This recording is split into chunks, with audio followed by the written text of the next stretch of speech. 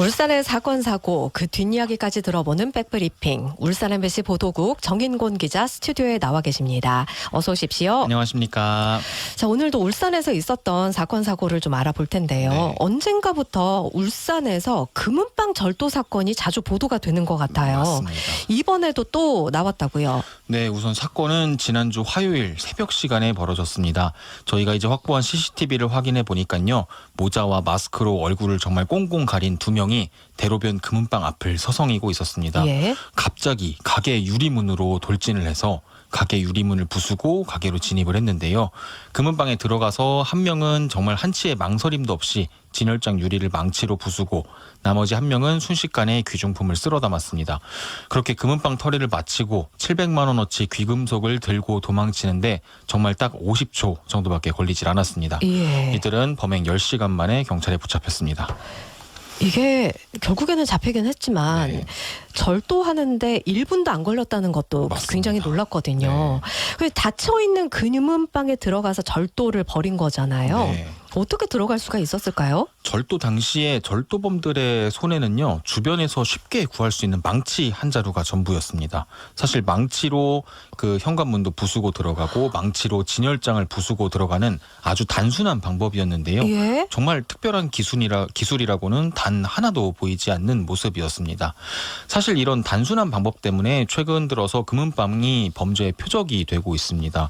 지난 9월에도 중구의 한 금은방에 10대 가출청 소년 2명이 들어와서 70대 업주를 폭행을 하고 현금과 귀금속을 훔쳐 달아나기도 했고요.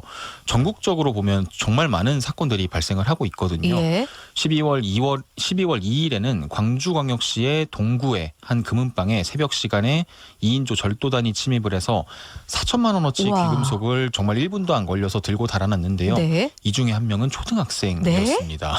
그리고 9월 대전에서도 형사처벌을 받지 않는 만 14살 이하 촉법소년을 모집을 해서 조직적으로 금은방을 털어온 일당이 무더기로 붙잡히기도 했습니다. 아니 사실 금은방이라고 하면 귀중품이 안에 많이 있기 때문에 네.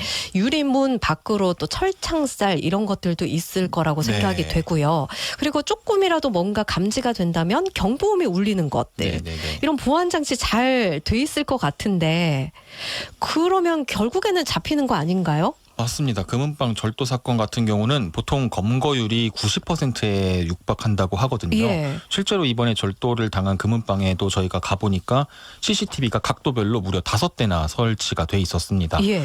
그런데 사실 전문가들은 고도의 기술이 필요하지 않고 눈앞에 이제 귀금속이 당장 놓여 있기 때문에 범죄 목표물이 되기 쉽다라고 지금 보고 있거든요. 그렇다 보니까 이제 전문적인 절도범이 아니라 말 그대로 자신의 생활이 극단에 몰린 사람들은 충동적으로 저지르기 쉬운 범죄다라고 설명을 하고 있습니다. 특히나 우리나라는 금은방 안에뿐만 아니라 밖에 나가도 거의 모든 대부분의 행적이 CCTV에 찍히는 맞습니다. 상황 포착이 아닌가요? 됩니다. 그렇지만 이제 사실은 사람을 폭행하는 등의 이런 강도 행위가 없다면 이 금은방 절도 행위가 단순 절도 행위로 들어갈 수도 있거든요.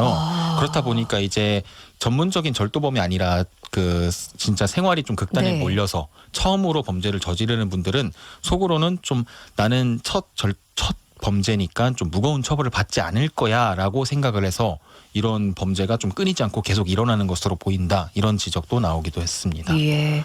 자, 그리고요. 연말을 맞아서 각종 회식과 숙련에 술자리가 많이 늘어나고 있어요.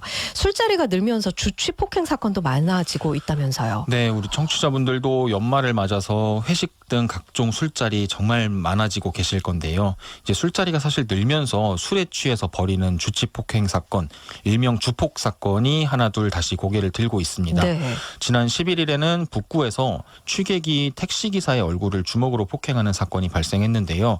당시 이제 택시가 비가 오는 대로를 주행 중이었어요. 자칫 이제 추가적인 교통사고로까지 이어질 수 있는 정말 아찔한 그러게요. 상황이었는데 예. 이 취객의 폭행과 운전 방해 행위는 택시기사가 이제 기지를 발휘해서 파출소로 택시를 몰고 가서야 겨우겨우 끝이 났습니다.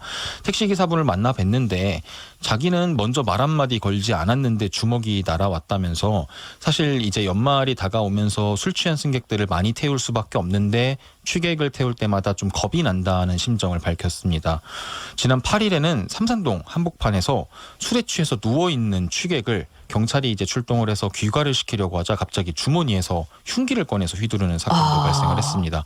출동한 경찰관들이 결국에는 테이저건까지 발사를 해서 제압을 했는데요. 이 일로 출동한 경찰관 가운데 3명이 부상을 입기도 했습니다. 이게 지금 울산에서 일어난 일이에요. 맞습니다. 그죠? 코로나19 때문에 그동안 사실 술자리 많이 줄었고 네. 그래서 주치 폭행 사건들이 좀 사라지는 듯 보였는데 맞습니다. 다시 늘고 있는 거군요. 네. 술과 관련된 사건들 많이 늘어나면 안 될 텐데 늘어나는 추세예요. 그죠? 맞습니다. 사실 지난해까지만 해도 저희가 생각을 해보면 연말에 영업시간 제한도 걸려 있고 집합금지 명령도 있고 이런 사회적 거리두기가 적용이 되고 있다 보니까 연말 회식 같은 술자리들이 정말 눈에 띄게 많이 줄었었거든요. 술자리가 만약 있다고 해도 정말 소규모로 짧은 시간 진행되다 보니까 만취해서 벌이는 이런 취객들이 만취한 취객들이 사실 맞아요. 자주 보이질 않았거든요. 10시 이전에 다 들어가셨으니까. 맞습니다. 집에 가야 하다 보니까 술 먹는 시간도 줄고 했었는데 올해는 사실 사정이 좀 다릅니다. 코로나19가 발생하고 나서 처음으로 사회적 거리두기가 해제된 연말인데요. 술에 취해서 저지른 폭행 범죄가 지난해에는 사실 사회적 거리두기 등의 영향으로 재작년보다 더 줄어든 6천 건가량 줄어든 2만 9천여 건이 발생을 했는데 예. 올해는 관련 범죄가 부쩍 많이 좀 늘어나지 않을까라는 예상이 되고 있습니다. 경찰 역시 지금 연말 비상 대응 대비책을 지금 내놓고 있는데요. 네. 연말에 이제 술자리와 관련된 사건이 발생을 하면 관할을 따지지 않고 바로바로 출동을 하겠다, 사건을 처리하겠다.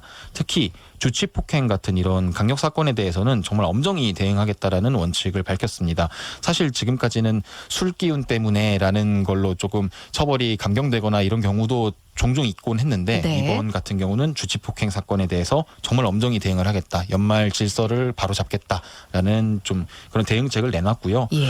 사실 연말 점점 다가오면서 뭐 저도 마찬가지고 청취자분들도 마찬가지고 술자리 정말 많이 늘어나고 있는데 적당히 즐겁게 술자리 즐기시고 꼭 대중교통 이용해서 귀가하시길 바라겠습니다. 맞습니다. 음주운전도 절대 안 된다는 거 꼭 기억을 해주셨으면 좋겠습니다. 네, 지금까지 울산 MBC 보도국 정인곤 기자와 말씀 나눴습니다. 고맙습니다. 감사합니다.